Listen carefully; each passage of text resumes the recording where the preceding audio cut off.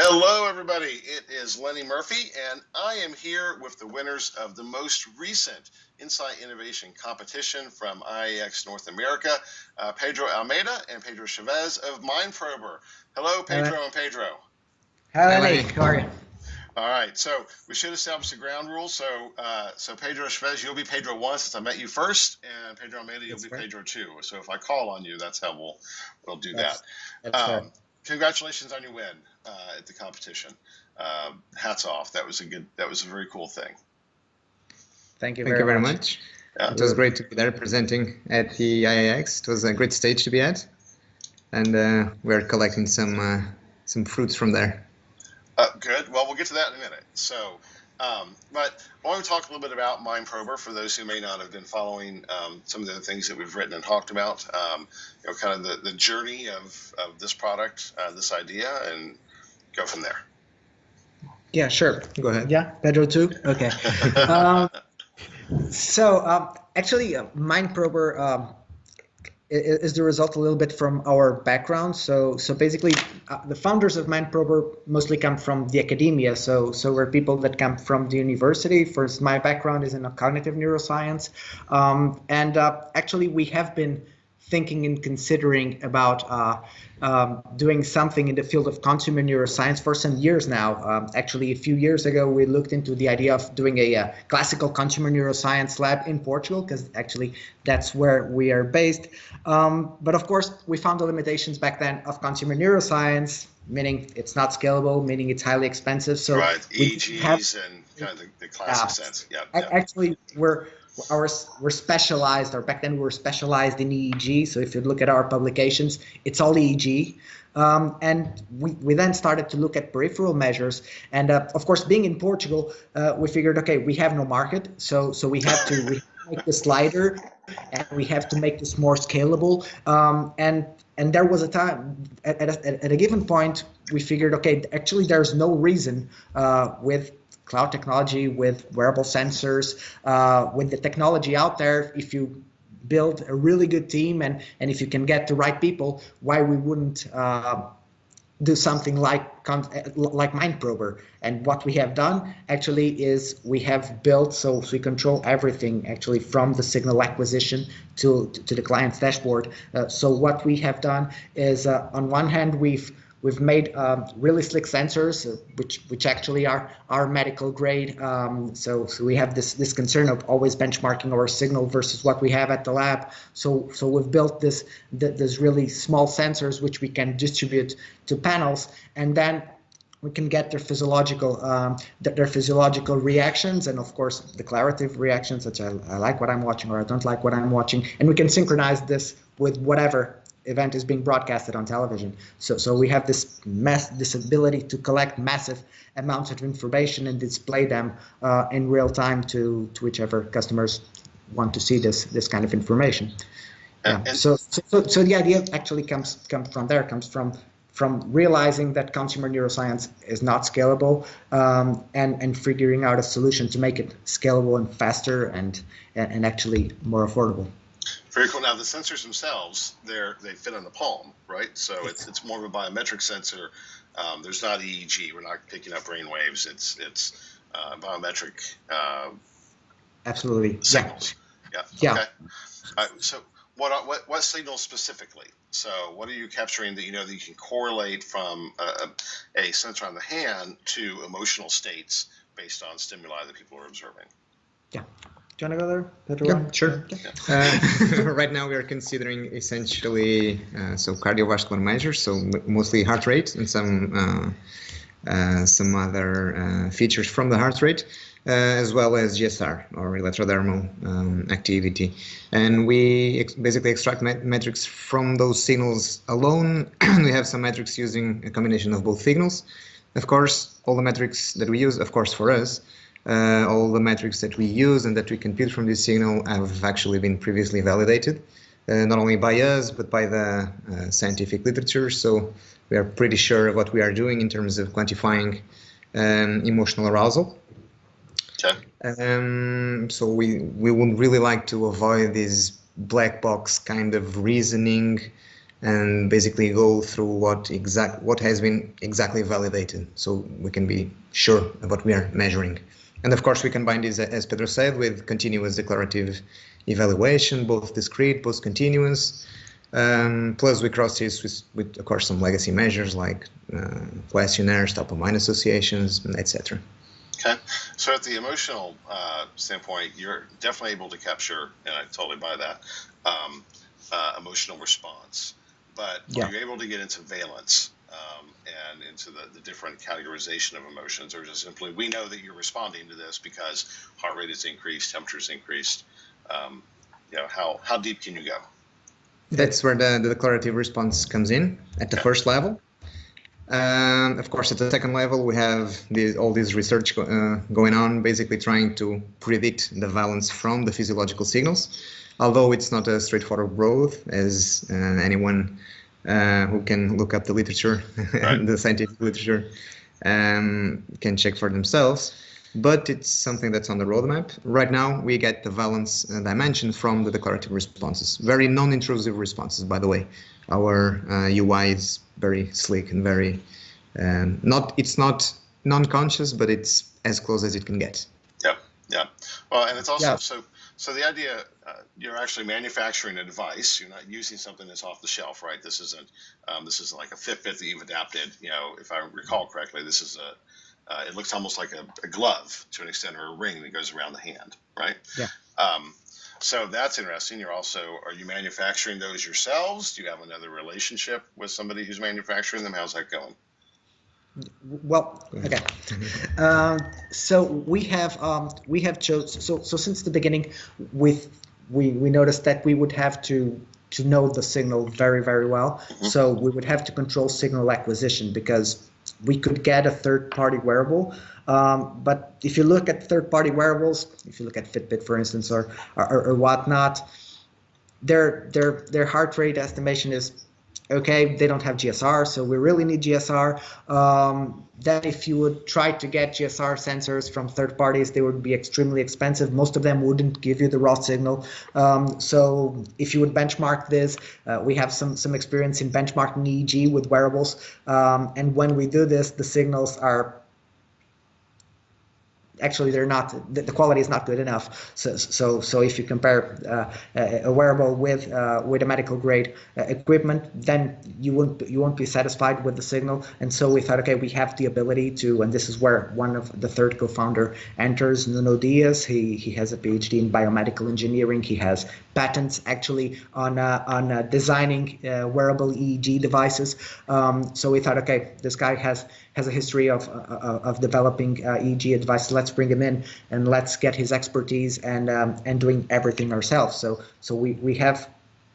we're really careful with the signal. And one thing that, as Pedro mentioned before, one thing that as people who come from a scientific background ourselves, we're very much concerned with validation, with giving customers measures that have been, or metrics that have been extensively tested and that are open access in the literature. So when we say, well, we're pretty confident, or we're really confident on our measure of arousal, this means that we have done meta-analysis on the ability of these metrics to discriminate among states of low versus high arousal, and we have replicated this in our lab ourselves lots of times. So we're really confident. And then we said, well, looking at physiological measures to, for instance, identify discrete emotional states, well, we're not sure about that. So if we're not sure about that, we won't build a product around that. Maybe in the future when we can trust these measures. Right now we can't. So we're happy to be shown otherwise, that people can use this actually to make such kind of inferences. Right now, we don't have the data that shows that. So right now we use this, and that's actually, long story short, that's why we think we should control the entire process, and this is why we want to control signal acquisition, because we really trust it. Cool. And I'll tell you that I think that neuroscience as a whole took some hits as it was starting to scale from a commercial standpoint because of claims that weren't particularly well-founded or well-backed up. Obviously, they're capturing something, right? Using the EEGs, that the brain was lighting up. There was something happening there, but getting to the level of granularity on exactly what that meant, I think a lot of folks were very skeptical about it, and probably rightfully so. So I think it's very smart for you to say, nope, we're just capturing arousal. We know that there is an emotional response occurring to this. So that combination of the declarative with the non-conscious in terms of just the biometric stuff, I think that's a very good play. So congratulations, that's a great story. Now, so you came to Atlanta and you pitched and you won. So how's that been? What's happened since the competition? Well, actually, lots of things actually. We like that. Yeah. I think that the main story is that winning the IIeX actually helped us close our funding round. We were in negotiations with Portuguese investors, so we were getting our seed round at home, and we were with negotiations and going back and forth with due diligence. Is it a market? Is it not a market? So winning the IIeX and having this and having the community saying, okay, these guys have something here, actually helped us close the deal, and then we have just closed the deal. Since then, we have scaled up our team. So we were 4 founders 3 weeks ago. We're 9 people right now. So we were able, and it was cool because as we were hiring, when we were talking to people, we won the IIeX, and so. This is the competition, and even people who were hiring, we were able to hire really cool and very competent developers and people who are really excited with what we're doing. And of course, this brings us credibility also towards the team. It's maybe people don't realize this, but it's really, really hard to hire very good developers in Portugal, because there are lots of good developers, but there are lots of amazing startups. And this is something that is not very well known about Portugal, but it's getting a hot space in terms of tech. So it's hard to get these people, and we have very big competitors against us. But winning the IIeX and showing what we had, and the idea, we were able to attract exactly the type of people that we wanted, and we're very, very excited with that. So we closed the round, we built up. We scaled up the team. We're in our new offices right now. We had closed a partnership with SIC, the biggest Portuguese broadcaster in Portugal. They have given us offices, so right now actually we are at their offices. So things are good times. Yeah, things are going great. Well, that's great. So you went from 4 guys in a garage to 9 guys in an office, right? That's actually 4 guys in a lab. Okay. Yeah, in the lab, like how do you say in English? Outside of working hours. So basically, we would go to the lab and get physiological measurements, and then go out before anyone would see that we're using the equipment. No, I'm joking. But yeah, we went from actually 4 guys with a headquarters in an incubator to a team of 9 people with proper headquarters in about 1 month. So that's awesome. And what's the response been from the research community in terms of other suppliers, larger companies? What type of partnerships do you see developing? What's the interest been like from there? Okay, do you wanna? Yeah, well, maybe twofold answer. Right immediately during the event in Atlanta, I think the interest was really, really, really there. I mean, not only from the jury, which were to underline our value, but also immediately after the event, we were contacted by the likes of Kantar, for instance, to basically continue some of the conversations that we had been having during the event, and plus partnership with providers as well, both for Portugal and for foreign markets. So I think things are going pretty smoothly in that sense. Yeah. Very cool. Yeah, I think that right now our main concern is evolving from what we have, which is an MVP. We have done pilot testing with them, with the like of Unilever, but going from this MVP to a fully robust product, what we're doing and what we'll be releasing in 6 months, and then also finding the partners on the ground that will let us build up panels really fast. And this has also been good actually, because we're talking with panel providers who will be our partners on the ground, and this is really exciting for us. Yeah. Good. That's the type of stuff we like to hear. So, and I think it's obviously the right strategy, right? You need some partners to help you scale, because the real difference of this versus other solutions is you are sending a physical sensor to a consumer, and then they're wearing that as part of the study or the diary or the longitudinal tracking or whatever they're doing. So, obviously, that access to the consumer population is what's vital. So you mentioned that you're working with the Portuguese broadcaster. Are they? Has that been part of the model for them?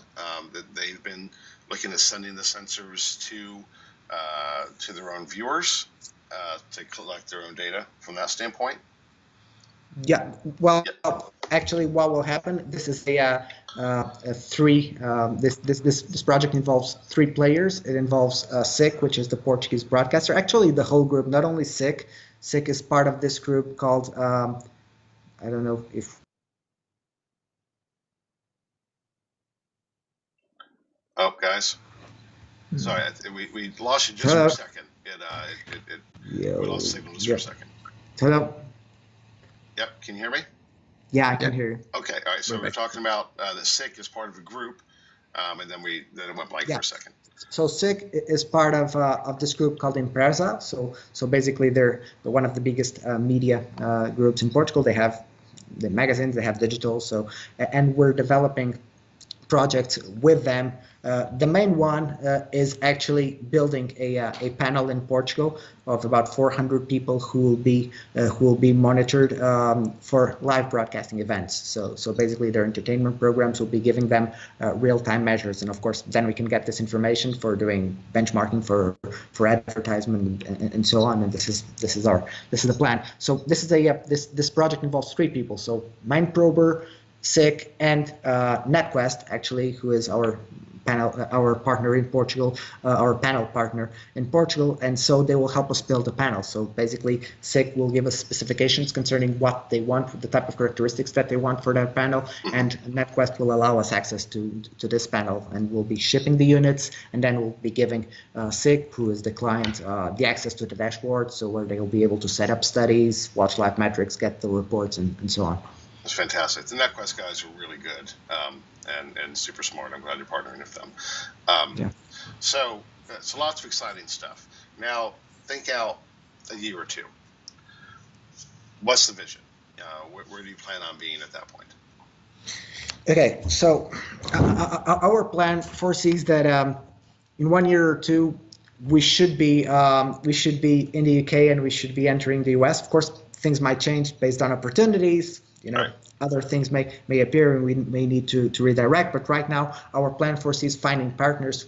The next 6 months actually will be very crucial in terms of securing the operation in Portugal.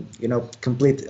This will be a test bed, a really hard test bed. So we'll be having everything really slick, and then we'll be going to the UK and to the US. We want to build panels there. We want to start collecting massive amounts of information, because actually we know that the value of the company will come from the information that we get. So from the moment that we start getting 400 people monitored, we'll be able to get their reactions to whatever is being broadcasted, including commercials. So we'll have this huge base for benchmarking, and we'll be start getting that, and so we'll be entering at least these 3 markets and then starting to scale. And of course, we've got, and being researchers ourselves, we have this interest in trying to develop new metrics and trying to do predictive analytics. So we want to capitalize very much on the metrics that we'll be getting, on doing machine learning and trying to predict events of interest and so on. And I think this will also increase the value of the company. So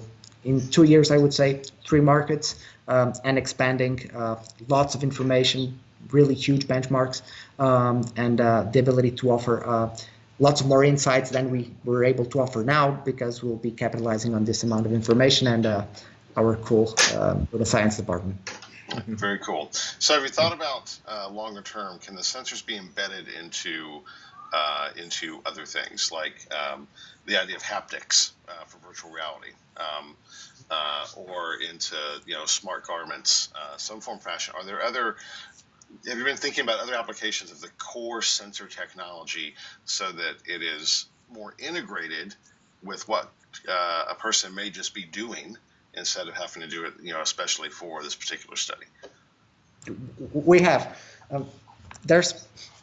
I would say there's a long answer there, actually, because one of the concerns that you should have from the psychophysiological standpoint, so from the standpoint of doing an inference concerning a given emotional reaction to a given content, is to have more than one person, or at least having.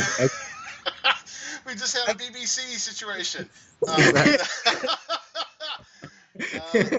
That is my son Ezekiel, who chose not to honor the "Daddy's door is closed" rule. There was no intervention. I thought he would say something for he's gonna have something said to him in just a minute. So there was my BBC. Remember the guy that was doing the interview and his kids came? Yeah, sure, absolutely. Anyway, no came after him. Yeah. Yeah. All right. So, what was I saying? Pedro, Okay. Totally threw me off. Go ahead. So there is this concern, not making an inference from one person, and this is so. This means you should have a structured stimulation to a group of people to be able to get some inference concerning, because the signal to noise ratio of the physiological response is quite low, so there's a lot of error variance. So if there's a lot of error variance, you need lots of people to isolate the signal. And so basically what this means is, if we have people just going around and getting their physiological responses to whatever they are watching, it's really, really hard to make an inference that this response is because, of this thing that happened versus something that the person remembered. So it's really, really hard to isolate. This said, we're thinking about, virtual reality, because you can standardize the stimulation. So if you can standardize the stimulation, then this is a potential application. People wandering around and trying to get some estimation of their psychological states to whatever is happening around them on a person-wise level. I think that right now this is science fiction, actually. Okay. Well, regarding virtual reality. Sorry. Yeah. There were actually a couple of very interesting shows or showrooms during the IIeX, mixing virtual reality and biometrics, which, as Pedro said, could actually be an interesting way of structuring the stimuli. But the sheer cost of that single setup on that room, would be enough to basically equip half a dozen panels with our system. So in terms of scale, it's difficult to see that scenario scaling up with the Oculus and the integration of the sensors, etc. But if there's a way, then that's probably the way to do it, because we can control everything that the person is seeing. VR and AR as well. It sounds like you've definitely solved the issue of the cost implications around the scale. And I agree that although I love the idea of VR, and I think that we see a future of 5 to 10 years where it's ubiquitous from a consumer standpoint, where we wouldn't be doing this via Skype. It would be avatars, it will be doing it via VR. We're not there yet, but it's just imagination. And let me tell you that I think actually that in the space of 5 to 10 years, with research going the way it's going, and with the ability to collect data and with the ability to collect contextual data, because this is also very important, not only the physiological reaction, if the person is aroused or not, or the type of physiological reaction, but actually the context, what is going on around the person, and how actually that is interpreted culturally and symbolically. So this is all crucial to try to estimate the emotional state. Sure. And as we have the ability to fuse actually this information, the physiological arousal plus the contextual information, and this will happen in the space of 5 to 10 years, for sure, then we'll be able to say something about the specific emotional state, and we'll be able to make some inference there. But that's in 5 to 10 years, I would say. Yeah. Sure. But yeah, we're doing that. point is you'll be exploring and seeing, and when it makes sense, we'll go down that path. Okay. All right, guys. We had talked about keeping it short. We have not kept it short because I think we could talk for another hour or two about this, but we probably should be respectful of our listeners' time and go ahead and bring this to a close.